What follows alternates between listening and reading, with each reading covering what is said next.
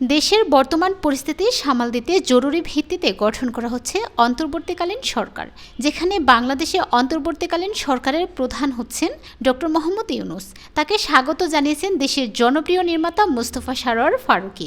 একই সঙ্গে ডক্টর ইউনূসের উদ্দেশ্যে নিজের কিছু পরামর্শ তুলে ধরেন এই নির্মাতা। সম্প্রতি এক গণমাধ্যমে অন্তর্বর্তীকালীন সরকার গঠন প্রসঙ্গে নিজের একটি লম্বা মতামত পেশ করেন তিনি। এক ফেসবুক স্ট্যাটাসে তার ওই মতামত সংক্ষিপ্ত করে উল্লেখ করেন ফারুকী। তিনি লিখেন, আমি মনে করি অন্তর্বর্তীকালীন সরকার দায়িত্ব নেওয়ার পর প্রথম কাজ হবে ৩২ নম্বরের বাড়ির পুনর্বাসনের কাজ শুরু করা। এই বাড়িকে আগের চেহারায় ফিরে নিয়ে আসা এবং এই বাড়ির সম্পর্কিত বিভিন্ন ছবি, স্মৃতিস্মারক যা যা পাওয়া যায় তা দিয়ে জাদুঘর আবার চালু করা।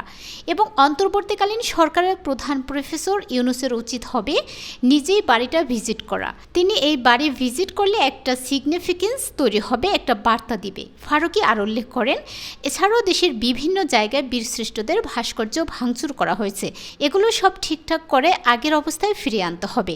বাংলাদেশের মন্দির থাকবে, মসজিদ থাকবে, প্যাগোডা থাকবে, গির্জা থাকবে, বোরকা থাকবে, জিনিস থাকবে, সব কিছুই থাকবে বহুজনের এই সমাজে। এর আগে প্রধানমন্ত্রী শেখ হাসিনার পদত্যাগের পর সামাজিক যোগাযোগ মাধ্যমে নিজের কয়েকটি দাবি তুলে ধরেছিলেন নির্মাতা মোস্তফা সরোয়ার ফারুকী। তার ৬টি দাবির মধ্যে মানুষের ক্ষোভ সামলানোর বিষয়টি তুলে আনেন। একই সঙ্গে মেজর জিয়াউল আহসানকে গ্রেপ্তারের দাবি করেন।